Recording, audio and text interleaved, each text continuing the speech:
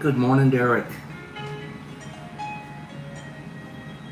Good morning. So good to see you. So nice to have you here this morning. Good morning, Mr. Marmars. Equally as nice to see you. Good morning. Leroy. Haven't seen you in a minute, Leroy. Caw, caw. Good morning, Bud. Very nice to see Leroy and Bud this morning. Good morning.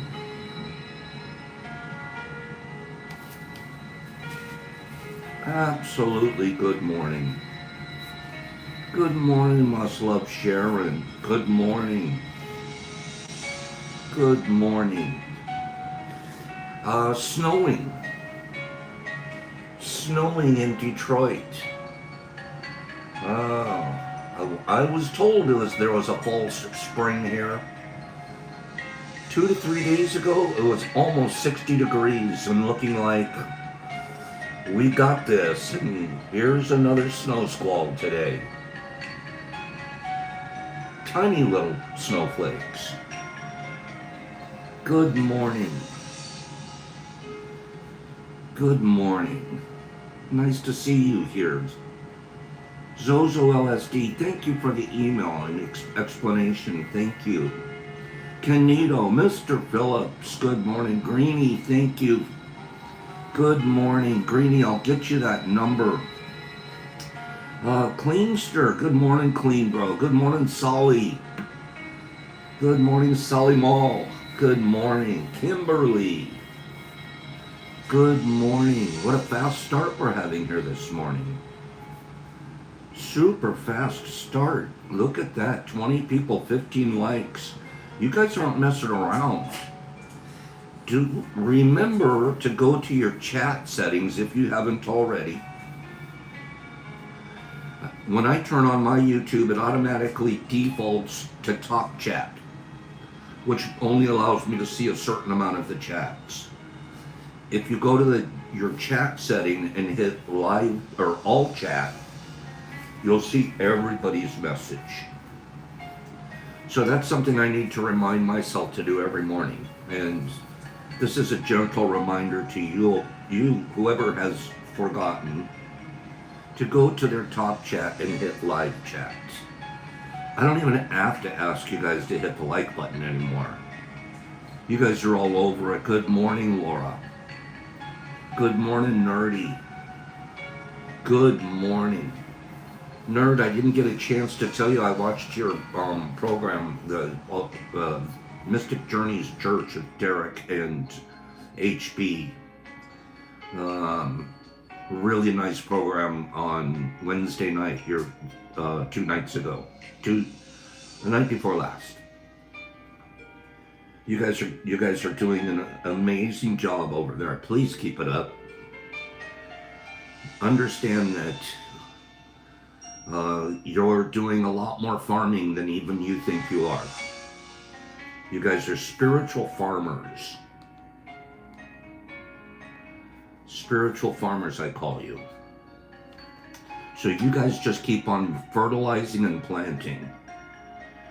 There's a show tonight, correct, at 9 p.m. Eastern Standard Time on YouTube. If any of you have not had a chance to check it out, I highly recommend it. Highly recommend it. It's 3 bros sitting around and lifting everybody up and everything around them. Yeah, that's right, Herbie. It's a different kind of pharma. That is absolutely right. Good morning, Aaron. Aaron, is it snowing where you are? Greenie, is it snowing where you are? They're my Michigan buddies. Is it snowing around there? This isn't a heavy snow. It looks like a light snow, and according to the weather, it won't last for long. But it's still a snow. Here we are. Pop's thinking it's spring. Not quite yet. Not quite yet. Super windy. We got some wind going on here too, Aaron. Have some, not there either, Greenie. I guess it's just a little squall pattern over the Detroit area. Herbs, is your wife going with you to New York City? Is she back from Paris? Have the mice had to stop playing? The Mises. Have the Mises had to stop playing? Is the big cat back? It's not snowing downriver, buddy. So she comes back today, and will she go to New York with you? She's basically a world traveler. Is that what you're telling us? If we read between the lines. Good morning. 100 degrees in Vegas. Bing.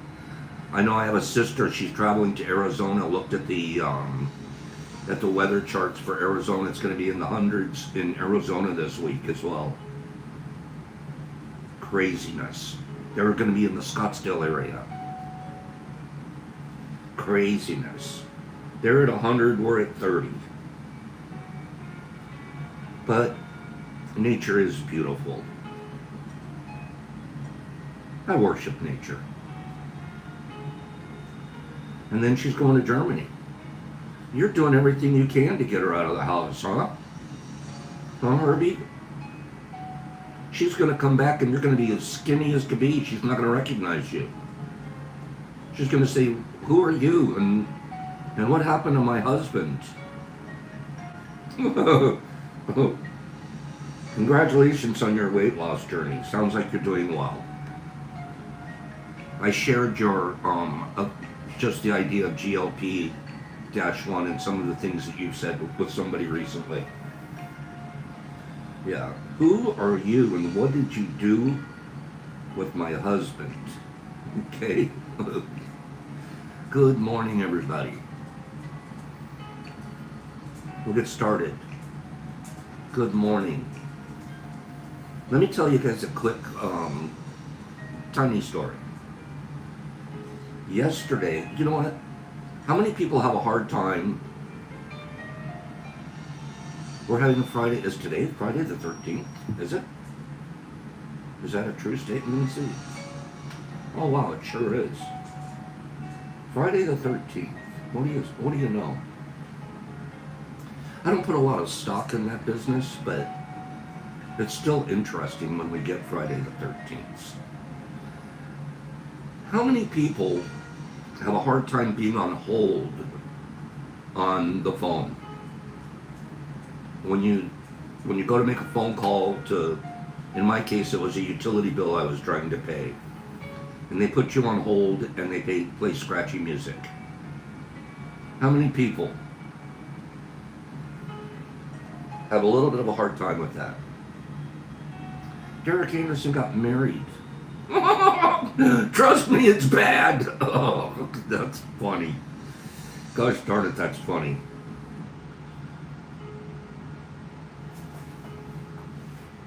You know what? They give you, when you call in to the utility, they give you an option. They say your hold's going to be 20 minutes. There's 10 people in front of you. But if you leave your number, we'll call you back. I've never once done that. Lack of faith? Do I just not trust that they'll actually call me back? One of these times I have to try that. Expand my faith horizon. Put faith in the fact that they'll call me back. But yesterday I didn't. You know what I found out as I was on hold yesterday? JWO and they will call. Derek Anderson says they do call. Okay, see? Oh, ye of little faith. What am I? Thomas? Thomas the Apostle? Oh, ye of little faith. I don't trust it till I put my hand in the wound in the side. Okay? But I'll try that, now that my friends have told me it works. I found out yesterday, I used to definitely not be patient even on a hold. I'm like, come on! Come on, I'm in line, you know. Yesterday I was at complete peace. Jimmy Max, that's neat to hear. Jimmy, that's great. No, so yesterday I was at complete peace. I was like, I'm on hold, so I'm on hold, big deal. Let me read while I'm on hold. Oh, I'm reading the best book you've ever heard. I'll share that with you guys here in a minute. And I'm going to ask you guys how we should handle it. But when the lady did get on, eventually, which wasn't as long as I expected, the sweetest voice, absolute sweet voice, which was neat. And she was great, super professional, went through all the moves. And at the end, when she went to send me an email confirmation, I was trying to pay my electric bill, or I was succeeding at it. And when she was all done, she said, can I get your email so I can send you a confirmation number for having paid the bill? So I read out to her, it's all one word. I say it like so often now, it's all one word, it's all lowercase. The Detroit Mush Lab at gmail.com. And then she says, okay, hold on a minute. She pushes a couple buttons. I can see on my phone that the email is already flashed through. And then she says, do you mind if I ask you a personal question? No. And she goes, is the mush part of your email address? Is the mush, does that mean mushrooms? I go, yeah, that means mushrooms. She goes, do you know about mushrooms? I go, yeah. And then she asked a couple of pertinent questions, and the bottom line was she seemed extremely interested. She was like, oh wow, that is so neat. And I told her about, she asked, do you have a website? I go, no, I don't have a website, but the same email that I just gave you, if you ever are looking for information or a way, some help, you can reach out to that email. And I'm available at that email. And then I said, and I also do, and then I couldn't stop it. I said, and then I also do a live stream Monday through Friday on YouTube, and told her about Tea with Pops. She goes, oh wow, I've got to check that out. And in a matter of about 2 or 3 minutes, you could tell that she was interested in information about microdosing. And I just thought that was the coolest thing. Here I go to pay my bill, and I end up meeting a friend. And it was just the vibe, the energy between us. It was really quite sweet. So don't ever lose an opportunity. Little Governor Nader, no, I am not Jewish. I don't ascribe to any particular religion anymore. But thank you for asking. But anyways, if we see her, we're definitely gonna, if she pops on here, we're gonna definitely send her some donuts, right guys? Right team, right crew? It blessed me. It blessed me. It was one of those serendipitous moments. So, I thought I'd share that. It was a neat little glow hanging up from paying my bill. I was like, I made a friend. I don't know where it'll go or if it'll ever go. But just being available. It was beautiful. She could be lurking, Laws, or she could be watching later. So anyways, I thought that was a neat story. 41 people, 27 likes. Yeah, it was neat. Just the email address gave me away.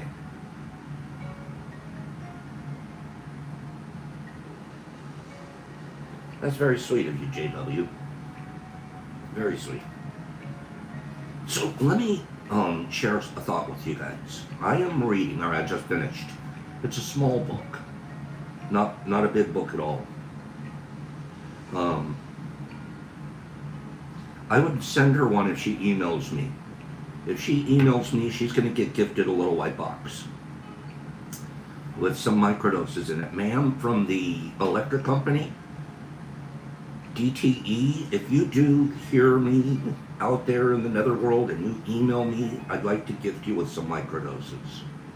Okay? I'm here for that. I just got through reading a book. It's not a long book. It's actually quite short. But it's about the life of Alan Watts. And I learned some stuff about him that I didn't know. And the way this, the writer of the book wrote the book is amazing. I want to read the book with you guys. That's what I want to do. Let's see. I won't be reading it to you today, and it would probably take, let's see, it would probably take an hour to read together out loud. Do you guys think, would it be interesting for me to read a couple of chapters a day of this book to you? Or should we make it a separate thing where we get together after tea, we'll take a 10-minute break and then do about a half-hour reading? Which would you think would be better? Read it here at tea, or make it a separate feed after tea, take a 10-minute break, and come back and read the book together? Which do you think would be a better way to approach that? I want to read the book to you. A post-tea reading, during tea, either option, during the show, half-hour longer show, tea time. Most of us are saying do it at tea. Well, let's read the first chapter and tell me if you're still interested. Let's try that. Okay? Here I'm going to read the first chapter to you. The name of the book is Everything is Fine, Actually. The Life and Chill of Alan Watts. Chapter 1. The Bookish Boy in the Garden. He was a strange little boy. Not strange in a troubling way, not a menace or a misfit, but peculiar in the quiet, curious, watching too much sort of way. The kind of kid who stared at raindrops racing down glass windows and tried to figure out later why one bead moved faster than another.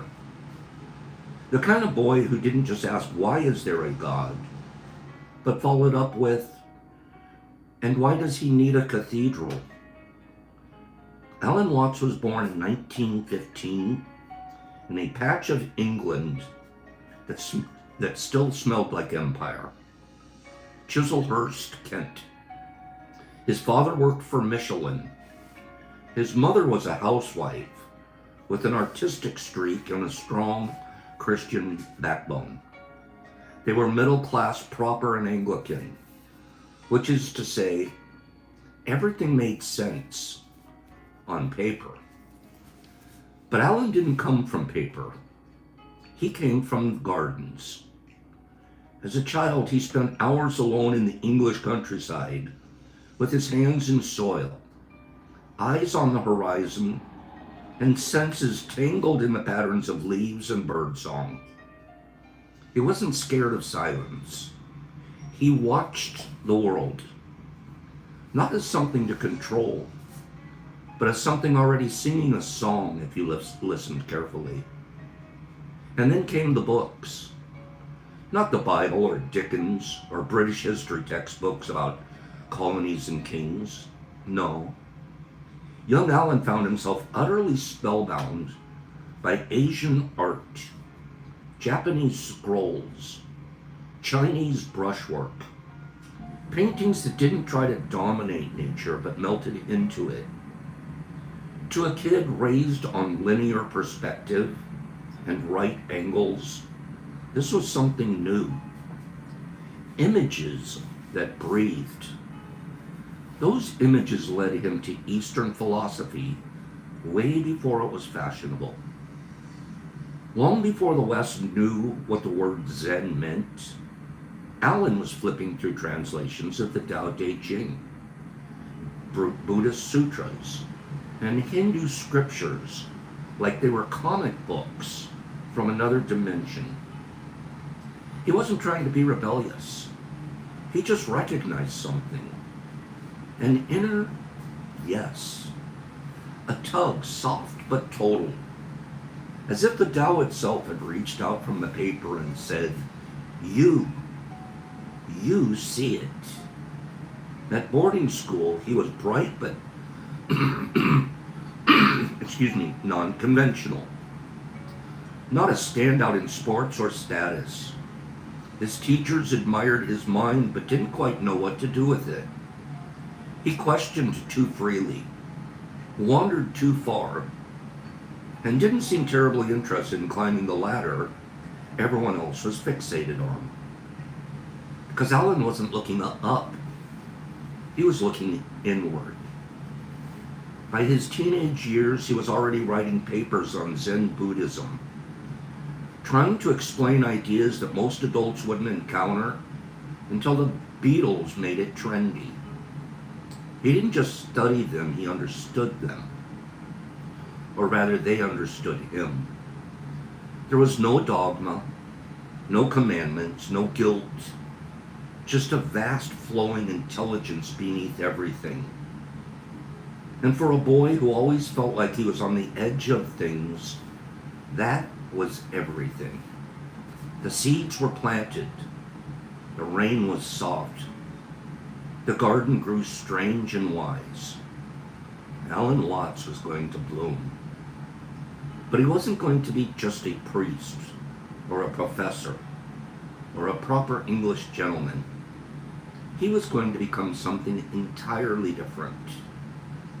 A translator between worlds. A voice for silence. A mirror with a smile. And the West had no idea what was coming. That's the end of chapter 1. Did you like it? Did you like it? It's really well written. Very well written. The way the author brings all of... There's so much... There's only about 12 chapters. Right, nerd? Did you like it? It is incredibly well written. I'm going to read chapter 2. It won't take long. I'm going to read chapter 2. I was hoping you guys would like this. I was reading it yesterday. I read it in one quick little sitting. And I was like, this book, I want to read this to the tea crew. I got to find the correct format. And if instead of reading about microdosing for the next 3 or 4 days, we'll discover Alan Watts and his journey. And there's something really interesting about him that I never knew, and we'll catch that in the next chapter or 2. Chapter 2, Eastward Looking Eyes.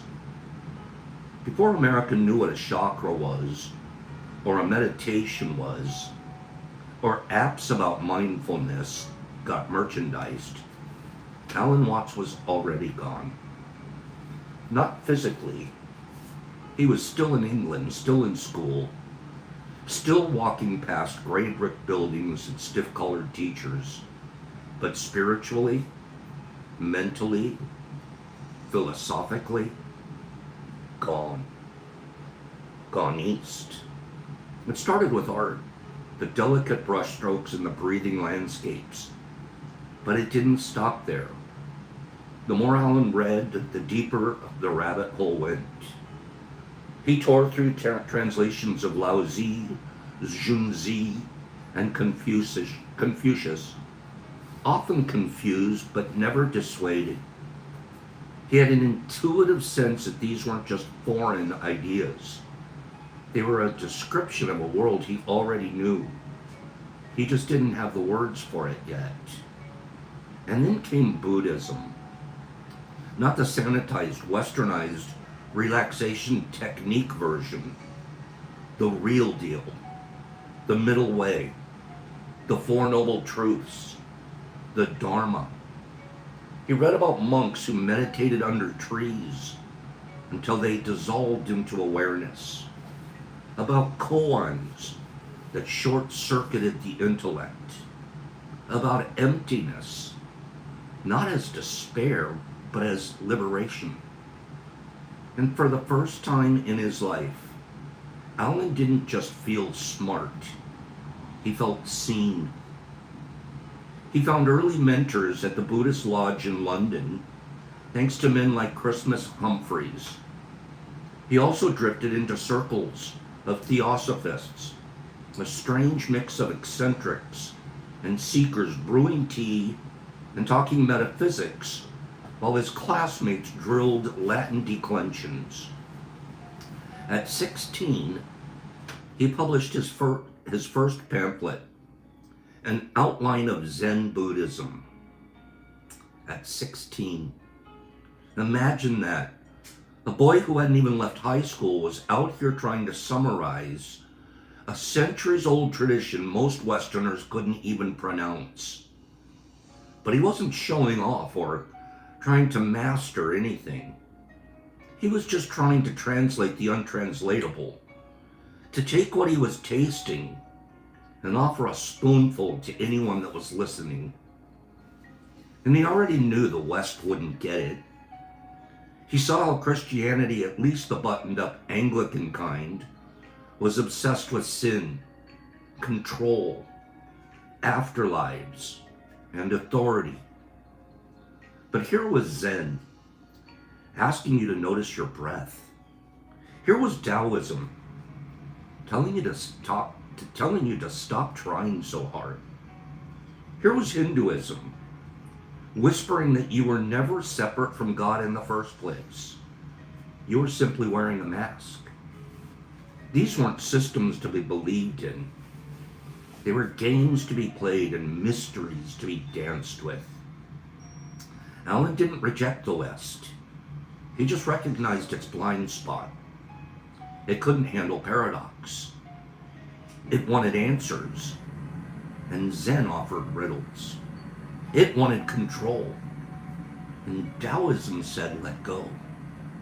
It wanted heaven, and Hinduism said you're already in it. So Alan kept reading and absorbing, and drifting further inward and eastward. He wasn't a monk or a missionary or a tourist. He was something far more dangerous. A bridge. End of chapter 2. That gives me time to read one more chapter. I love this. The writing is gorgeous. Transplanting the mind, you're going to learn something about him that I didn't know. You'd think a man, chapter 3, you'd think a man obsessed with Buddhism and Taoism would become a monk. Then he'd shave his head, move to Kyoto, and sit in silence for 40 years. But Alan Watts, he went to America, and he became an Episcopal priest. Let's sit with that for a second.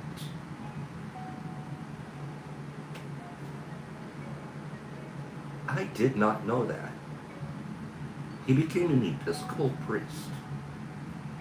Because this is the part of the movie where the protagonist makes a move that makes no sense unless you realize that he's not trying to win the game. He's trying to rewrite it.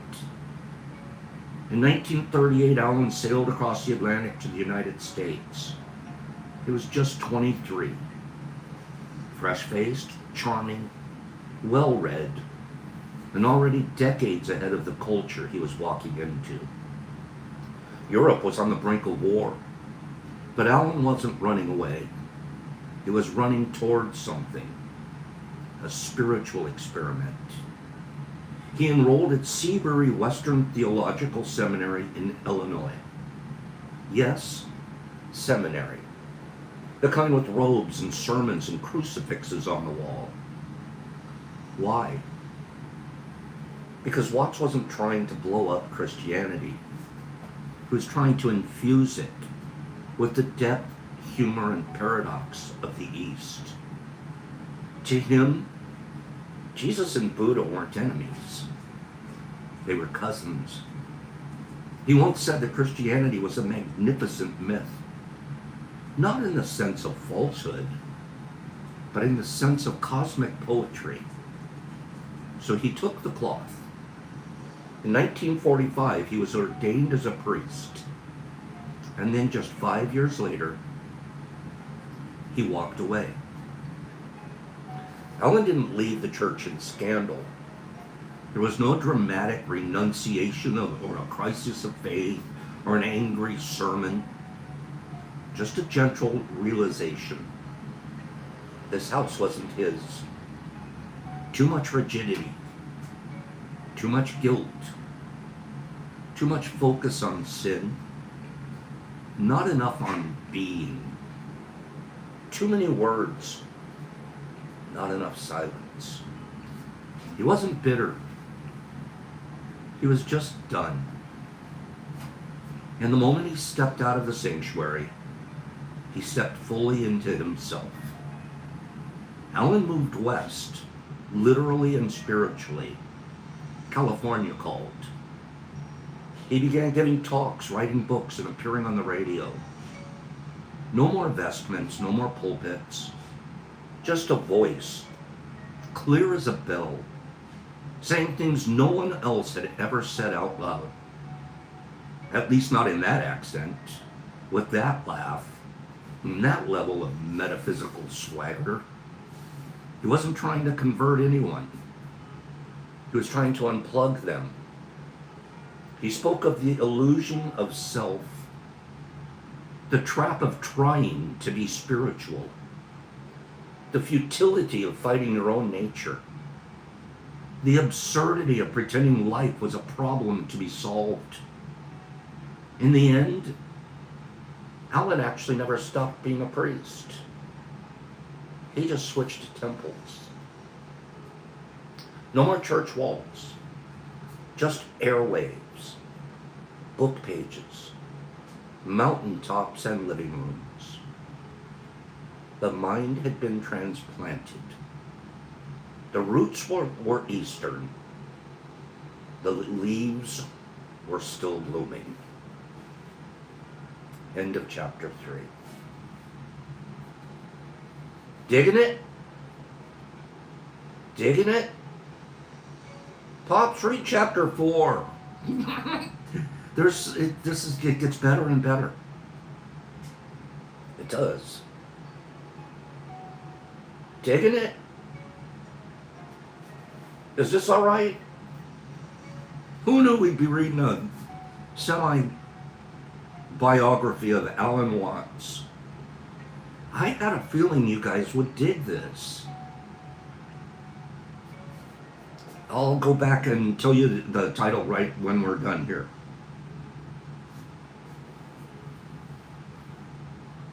Let's do some more. I'm going to read another chapter.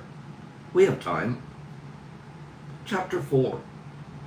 The Philosopher of No Beliefs.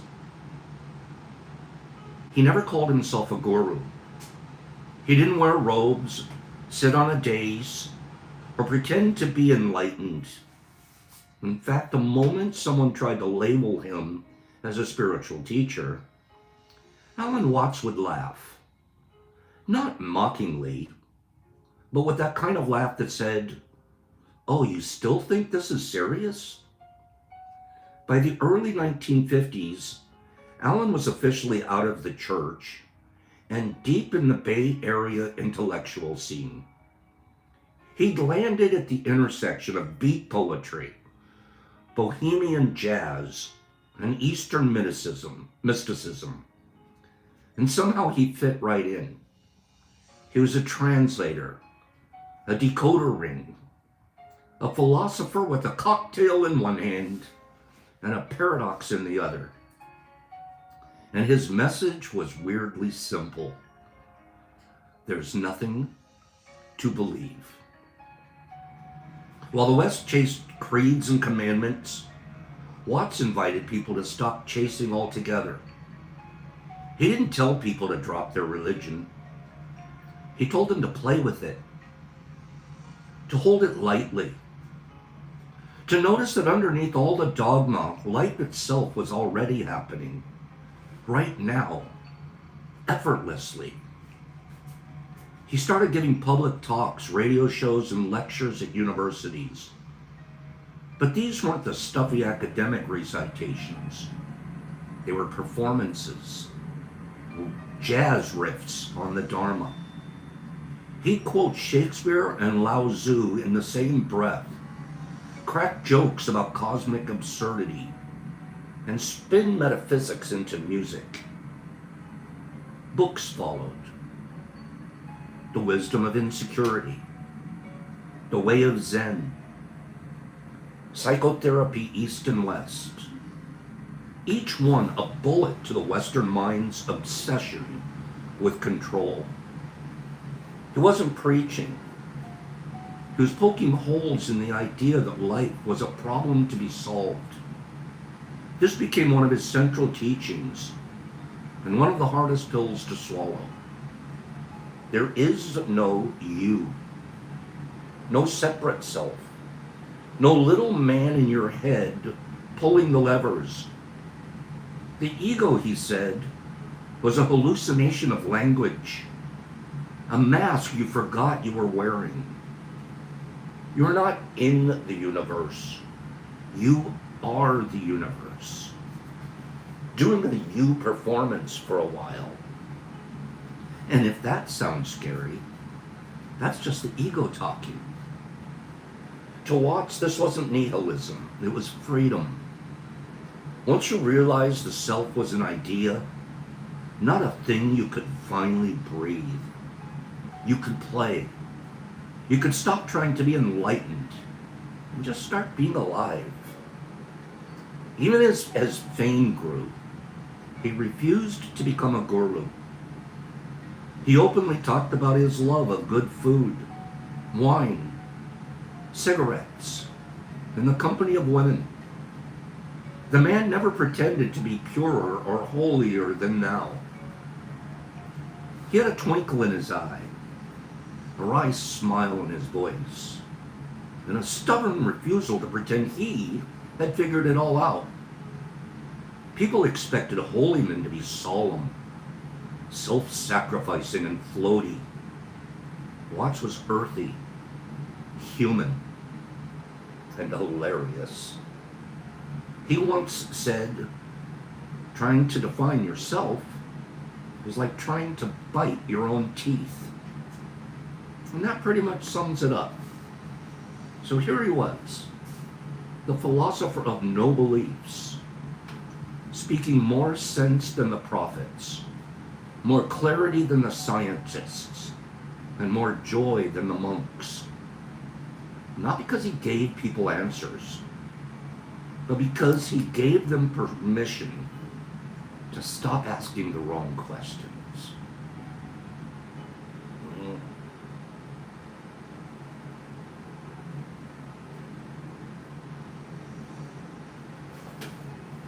That's the end of chapter 4. I told you it was going to be an easy read. Told you it was going to be an easy read. Now you're going to make a choice as a group. Should I continue to read for this, for the rest of this program? Or should I turn to, I have it prepared, to read one of the verses of the Tao Te Ching and do some talking about it. Which would you prefer today? More Alan or jump over to the Tao Te Ching for the rest of today? I'm going to let you guys make the decision. The first 5 people, either way, have made the decision.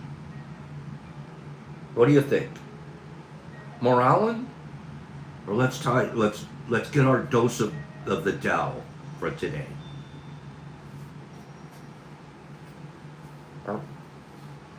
We've got a Tao. We've got an Alan. We've got a that's a tough one. We've got an either way. We've got an Alan. That's 2 Allens. We've got a couple of either ways, and we have a Tao. Let's shoot to the Tao, and we'll pick up Alan next Monday. Yeah?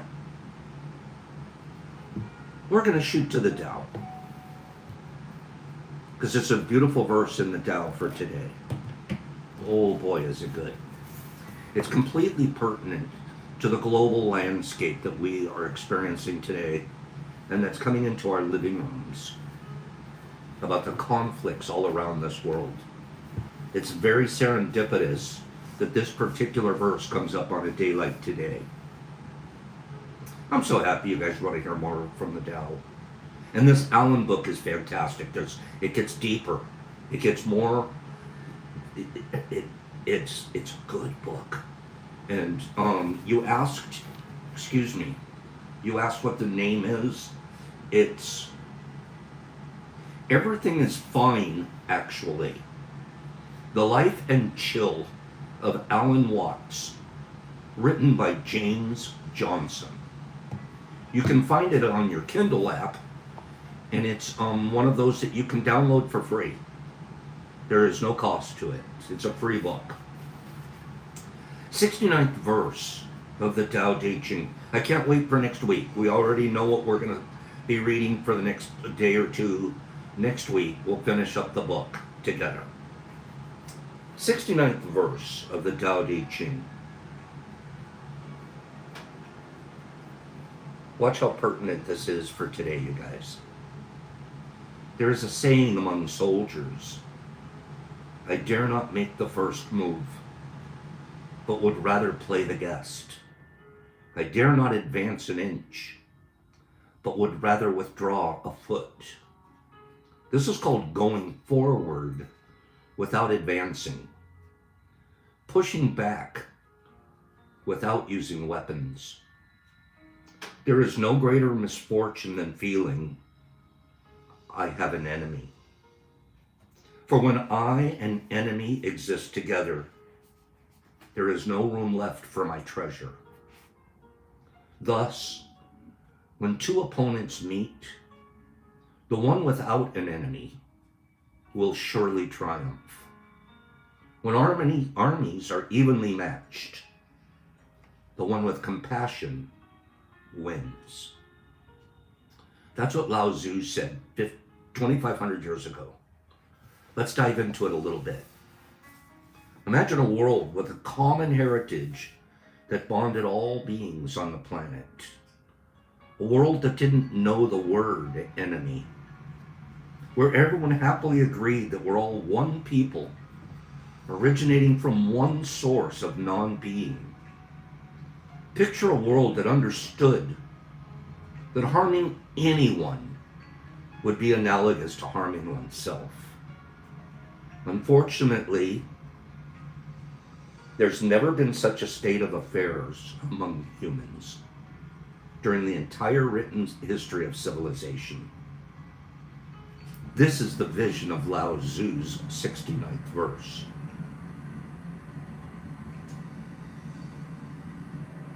It's my vision for a Tao-centered life and Tao-inspired leadership.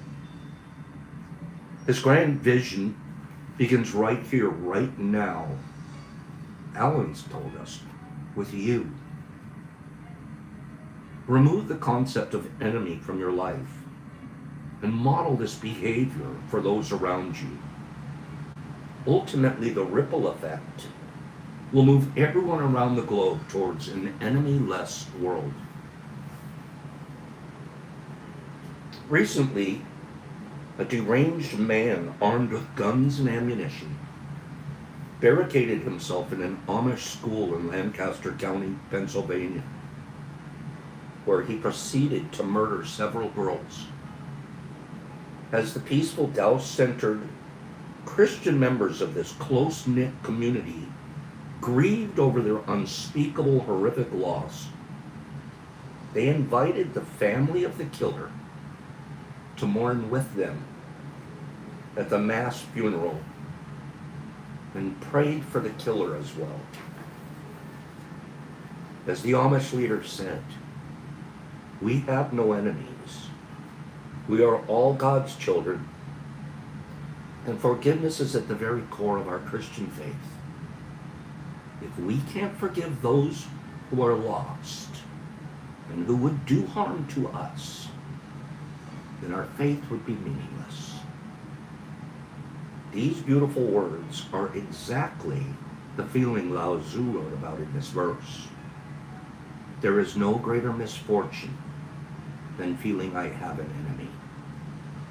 And when two opponents meet, the one without an enemy will ultimately triumph. So how can you have an opponent without an enemy? In her illuminating book, The Tao of Inner Peace, Diane Draper offers a response to that question.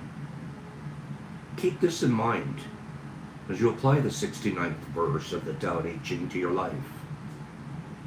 She said, "The old perception of conflict as combat only narrows our vision. It limits our choices. It pulls us into endless conflicts between competing polarities." She then adds, "Making enemies gives away our power, keeps us from taking responsibility for our lives.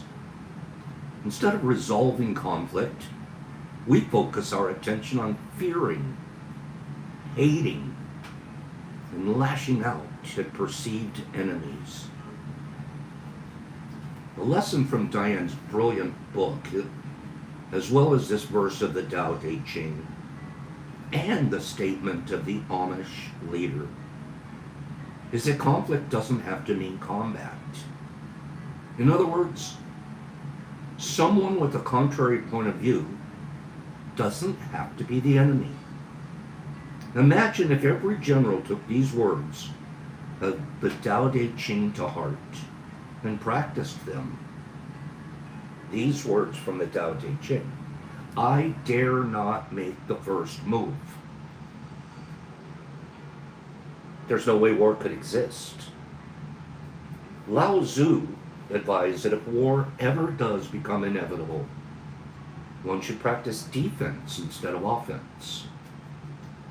One should never initiate hostilities, but recognize in the heat of battle that the battle itself is something to grieve. With no concept of enemy, and a heart that's filled with compassion, one stays harmonized with the Tao. The presence of combat, whether verbal or physical, is an indication that the Tao has been lost. There should be no celebration. And every war and battleground conflict should be treated as a funeral, with compassion ruling the day. Refuse to think of anyone, as your adversary. Reread the most important line in this verse. When I and enemy exist together, there is no room left for my treasure. Your treasure is your peace of mind and your Tao connection. So your competitors in business, your opponents in athletic matches, and the members of a competing political party party are not your foes. And those people whom a government declares are your enemies are most assuredly not. Affirm this: I have no enemies. There are people with whom I have strong disagreements. I may even be required to defend myself in my way of life, but I will not think of them as adversaries. Recall Lao Tzu's statement that a person without an enemy shall surely triumph. Be that individual right now. Vow to never start a fight. Never start a fight. Stay on the defensive side of disputes, aligning with Lao Tzu's advice to play the guest rather than make the first move. See colleagues where you once saw combatants, by finding yourself in them. Convey compassion and caring towards your perceived adversaries, who are actually representing a part of you. Refuse to start a fight, reminding yourself that you're only battling with yourself. Find a way to see one's holiness in a holy encounter, since all of us are part of the Tao. Do the Tao now. Reproduce these words found in Anne Frank's diary, written as she was being hunted by the Nazis. In spite of everything, I still believe that people are really good at heart. I can feel the suffering of millions. And yet, if I look up into the heavens, I think that it will all come out all right. Post this somewhere for everyone in your family to see. Incredibly pertinent message for today. I didn't choose the timing on this one. The Tao chose the timing. I think you guys can see, if we look around the global landscape, how beautiful it would be if we applied this message instead of some of the messages that we're hearing. A couple of quotes from Chinese philosophers relative to the 69th verse, and then we can close for today.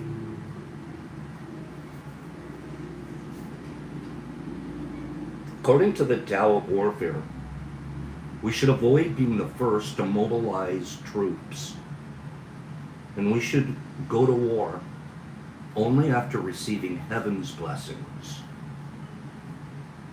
Wang Chen said, in warfare, we say the one who mobilizes first is the host, and one who responds is the guest. Sages only go to war when they have no choice. Hence, they are the guests. Song Chang Xin says this: in warfare, sages leave no tracks. They advance by retreating. Wu Cheng says, those who go to war form themselves into ranks.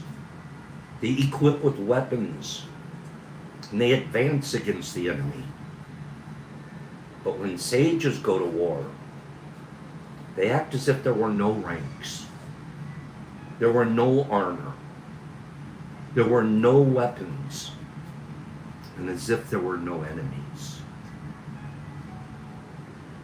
Sun Tzu, you'll know him as the author of The Art of War. It's taught in every military college.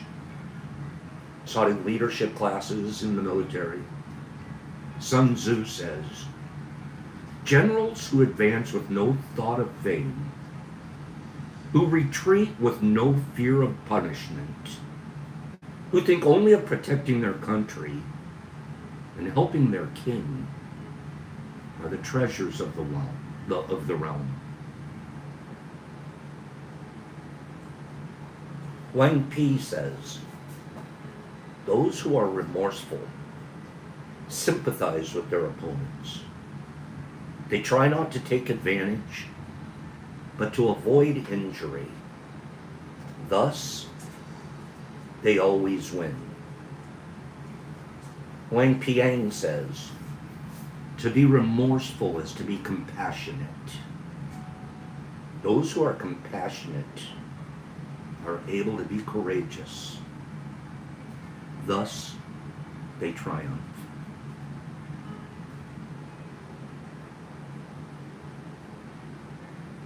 Lin Hsi Yi says, those who attack with drums and cheer the advent of war are not remorseful. They are remorseful who do not consider warfare a pleasure, but an occasion for mourning. In this verse, warfare is only a metaphor for the Tao. And final quote, Lao Tzu. When you kill another, honor him with your tears. When the battle is won, treat it like a wake.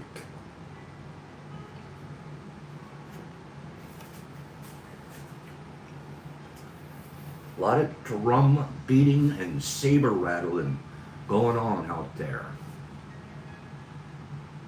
Imagine a world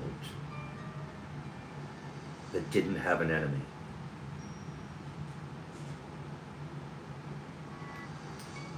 It starts with us. It starts with me. It starts with you. It starts with you being the model. It starts with how we teach our children. We have the opportunity to bring up a generation that gets it this way. But it starts at home. It starts in the things that you're watching, the things that your children are hearing you say.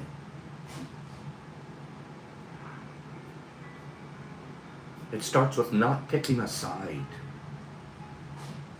If there is no sides, there is no enemy. That's where it starts. They're right, and I'm right, and they're wrong.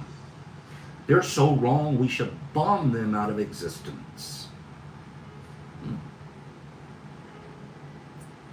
So you're the host, and they're the guest.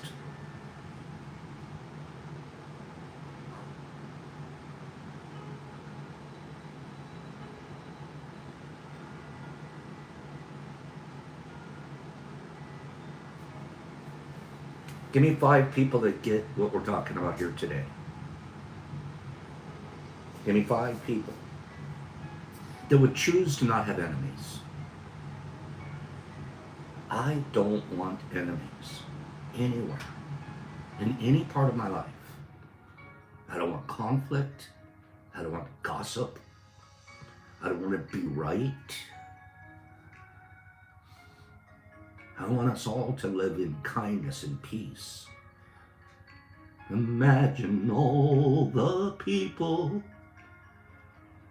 live in love today. You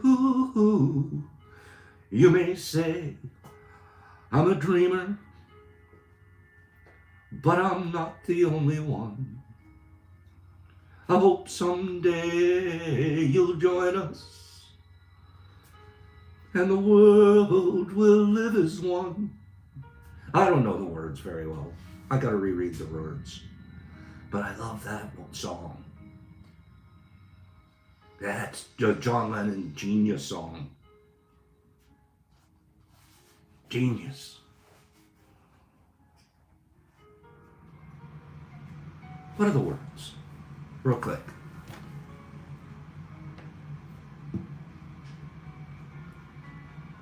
Takes a lot of guts to sing on this song. Let me tell you, it's kind of scary. Give me a second.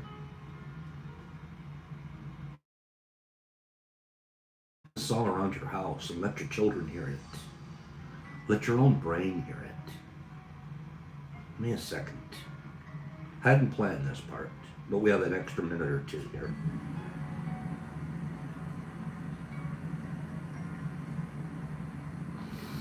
Unfortunately, I can't play his song because it's probably copyrighted and they'll get me.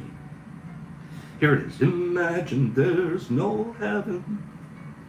It's easy if you try. No hell below us. Above us only sky.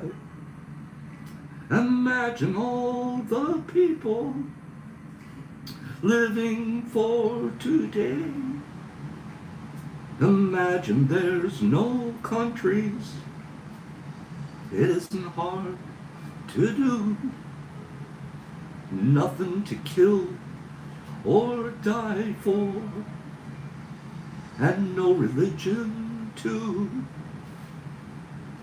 Imagine all the people living a life in peace.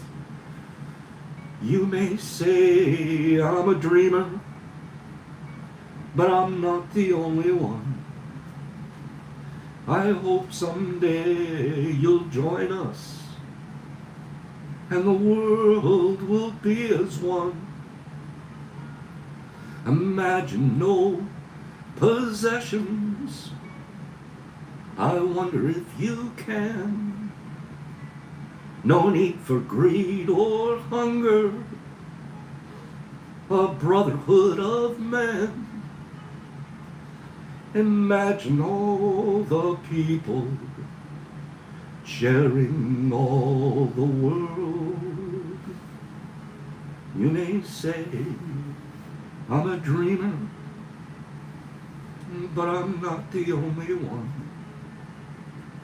I hope someday you'll join us, and the world will live as one.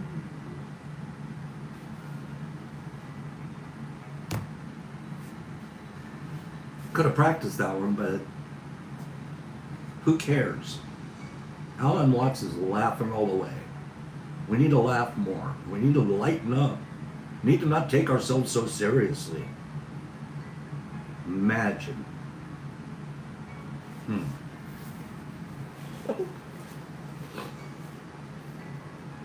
I just did that. Oh, guys, life is beautiful. Lived correctly. Lived with no enemies. And I'm not out here hating anybody. I'm over it. I spent too much of my life hating the other side. No mas. No mas. Nipper was hilarious. Let's make it hilarious. That was hilarious, Pops. Wait till you read a couple more when we read more about Alan Watts. How much being funny, having fun matters. Somewhere along the line, when we grew up, we stopped having fun. Fun became something you had to pay for and go out and... I'm only having fun if I could pay $100 and I get a ticket somewhere. And then I'm at a concert, or now I'm having fun. You could have fun singing a beautiful song in your home. Grab that song and sing it today. Turn on John Lennon on your YouTube and sing along with it. Let your children learn that song. Give me 5 people that kind of like that idea. Pipe that music in today. It's the exact opposite message as the media is sending us today. That's not what we're hearing on TV. That's not what CNN and Fox is reporting. Imagine if they just sang that song on TV today instead.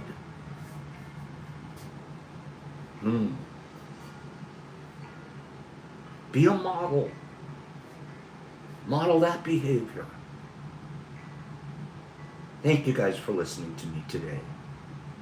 From the bottom of my heart, good show. Good program. Good program. Good messages all the way around. I haven't even had a chance to read most of your comments here this morning because I've been so in it. TV is a peddler of chaos. TV, it gives you a choice. Which channel, which hate channel do you tune into? Which is your favorite brand of hate? Oh, I have that one right over here on this channel. Oh, I have that one over here on this channel. Turn off the TV and pick up a book. Read one of Alan Watts's books.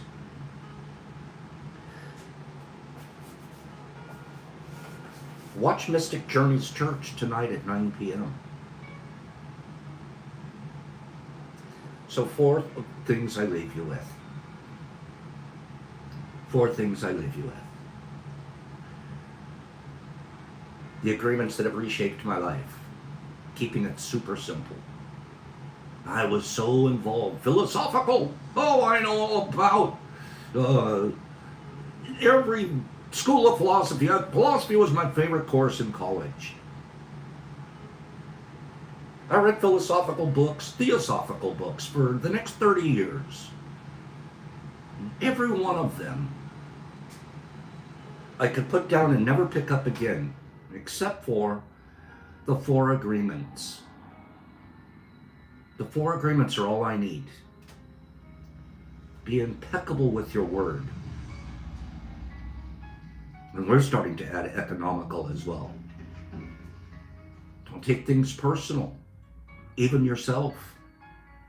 If I was taking myself personal, I would not have sang that song off the cuff here on this show. You know that? I wouldn't have. I was like, oh no, I'm too worried about what they think. Get over yourself. Get over everyone else. Enjoy.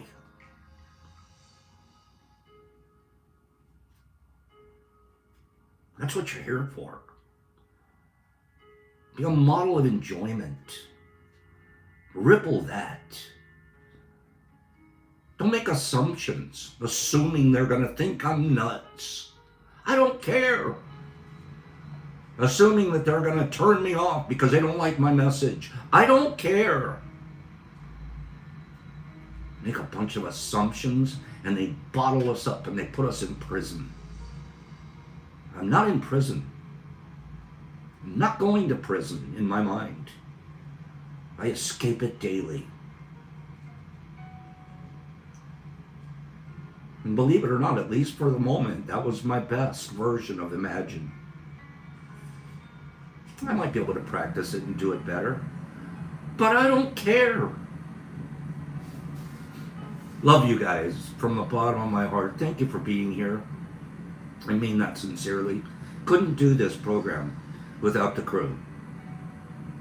Beautiful, beautiful people that are all here for the same purpose. Learning a new way to think, mental health, gaining mental health together. A bunch of sarcastic stoners. I still like that one. A bunch of sarcastic stoners. But be a good model today, okay? And over the weekend, and when we rejoin each other next Monday, realize that you did your best. You guys had it was a great week here, except for the migraine day. But I might have been taking something too serious that day. I don't know. You guys have a beautiful, wonderful day. Okay? And I will see Mystic Journeys Church tonight. And I will see all of you this coming Monday. Let me scroll you guys out of here. You guys are my pals. I got a bunch of pals here, right, Waz? Wazzy, don't we have a bunch of pals here? You're one of mine. Joey D's another one. All of you are.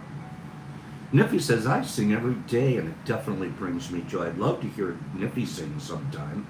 We got to get her on here on a Wednesday and say, sing it to us, Niffs.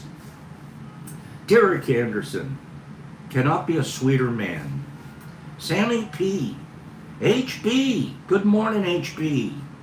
And there's Cleany. Cleanster. I'd love to hear the songs sung around your guy's house. Jesus Christ, in Australia, there's a guy that has fun. He knows not to take himself too seriously. Corey D, thank you. Thank you very much. HB again. And then Herbie Von Werbs. Noticed I stopped saying broken Furby? I stopped saying that because I realized after saying it too many times that I was making fun of you and being rude to you. And I'm sorry for that. It was a joke, but it goes too far sometimes. Say it once or twice and leave it at that. Don't make it part of who you are in the label. I take that back and I'm sorry. Who else is here? Who else is here? Let me see. HB says he plays a lot of grunge and alternate music. Thank you, Cleany. I love you. And then Leroy Coach, so glad that you were here today. Nipper, you sang in a band? I can believe that. I would let you front my band. Mike Barball. We call him the handsome one. Vaggie, stay cool in that heated up desert.